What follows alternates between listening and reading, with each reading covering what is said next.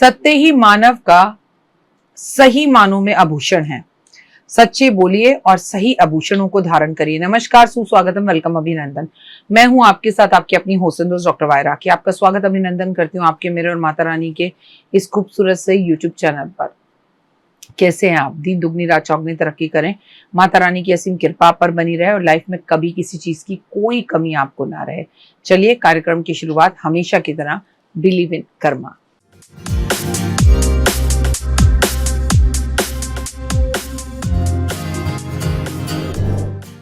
कैसा है मेरा ये संसार। आज हम बात कर रहे हैं दुर्गा अष्टमी की और मैं बहुत खुश हूं जब मैं आपसे 3 जुलाई गुरुवार वाले दिन की दुर्गा अष्टमी की बात कर रही हूँ, क्योंकि आज से ठीक कुछ चंद दिन बाद यानी 11 जुलाई से सावन का पावन महीना शुरू हो रहा है। 6 तारीख को भगवान जी जो है देव शयन एकादशी है, जब भगवान सोने के लिए जा रहे हैं। चतुर्मास आरंभ हो रहा है, मतलब सारे तीज त्योहार फेस्टिवल सजना सवरना नए कपड़े ओए हुए आनंद की अनुभूति प्राप्त होने वाली है।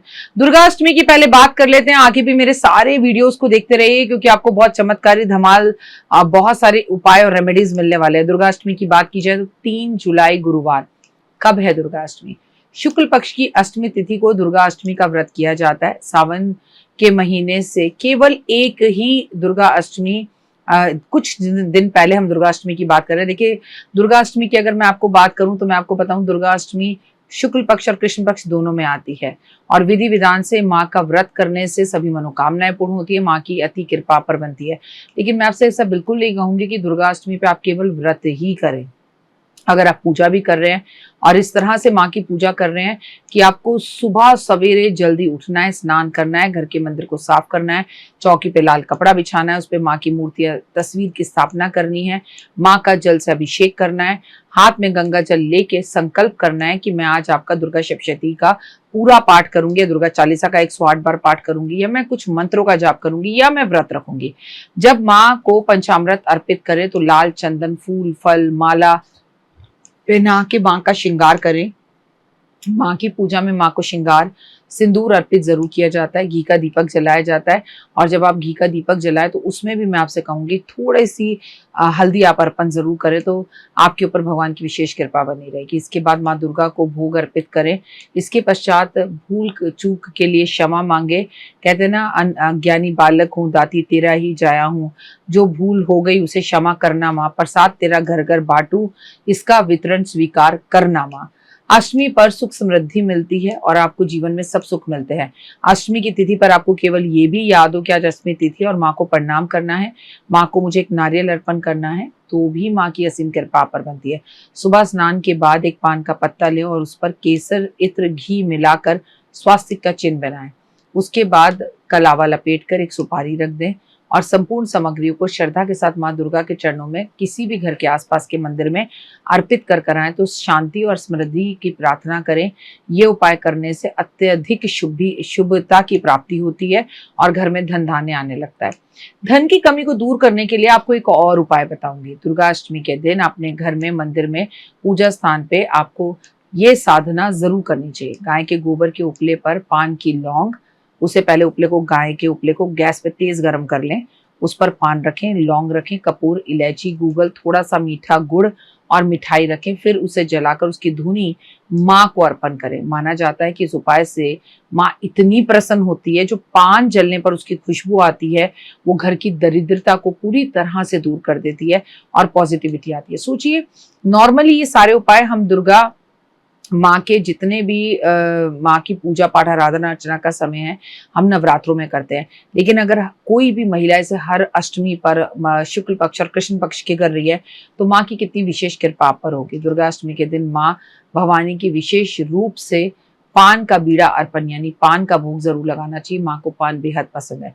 मैं तो आपसे कहूंगी, अगर आप भवानी की पूजा करती हैं तो आपको खुद भी पान खाना बहुत पसंद होना चाहिए और पान खाना चाहिए। और आपको इस पान के अंदर सौंफ, नारियल, बूरा, सुपारी, गुलकंद, कत्था, लौंग जोड़े के साथ और जरूर डालनी चाहिए, लेकिन इस पान में कभी भी चूना नहीं डालना चाहिए। ये माँ का पान है, थोड़ा अलग तरीके से बनता है। इसमें आप एक पतासा भी डाल सकते हैं। इस पवित्र पान को माँ को अर्पित कर कर अपने करियर व्यापार में बाधाओं को, जो आ रही हैं आपकी बाधाएं, उन्हें दूर करने का निवारण माँ से प्रार्थना करें तो वो सब दूर होती हैं। ये उपाय करने से उनकी कृपा पर बनती है, सफलता मिलती है और तरक्की मिलती है। पर माँ आपको जो है पूरे में दुनिया में नेम, फेम, यश और पैसा दिलाती है। दुर्गा अष्टमी पर क्या ना करें? दुर्गा अष्टमी के दिन व्रत करने वाले लोगों को अशुद्ध भोजन करने से बचना चाहिए। दुर्गाष्टमी पे मन किसी भी प्रकार की नकारात्मक विचारों को ना आने दे। दुर्गाष्टमी के दिन किसी भी से झगड़ा करने से बचे, अशुभ काम करने से बचे और नेगेटिव बोलने वालों से, वो देख वो क्या कर रही है, वो देख वो क्या कर रही है, उसका मजाक उड़ा, इसका मजाक उड़ा। तो ये तो 2025 है, 9 का नंबर है। मेरी बात मानिए कि अब की बारी आपकी, तो इन तरह के कष्ट और तकलीफों को दूसरों को ना दें और इन तकलीफों से बचें। मांस, अंडा, मछली, शराब, इन चीज़ों से दूर रहें। कोशिश करें, गुरुवार का दिन है, गुरुवार तो वैसे भी मैं कहती हूँ अपने घर पोछा भी मत लगाओ, शेव भी मत करो, कपड़े भी मत धो, नेल्स भी मत काटो। गुरुवार का दिन है, इस दिन केले के पेड़ की पूजा भी आप पूरी श्रद्धा और भाव के साथ करेंगे। केला और केले का पेड़ मंदिर में दान करें, जितना ज्यादा हो सके हल्दी पानी में डाल के स्नान करें। आज माँ को भी हल्दी अर्पण जरूर करें। आज केले के पेड़ पर शहद का पानी अर्पण जरूर करें। आज केले के पेड़ पर बेसन के लड्डू अर्पण जरूर करें। आज केला खाएं नहीं लेकिन दान करें उनको जो मंदिर के बाहर बैठे होते हैं, जरूरतमंद होते हैं। थर्सडे वाले दिन अगर आपकी तबीयत बहुत खराब हो और आपको लूज मोशन हो रहे हो और आपको डॉक्टर ये कहे कि आपको केला खाना चाहिए, इससे आपको काफी राहत मिलेगी, तो फिर दिन को नहीं देखना चाहिए। वार से बड़ा त्योहार होता है, वार से बड़ी मजबूरी होती है।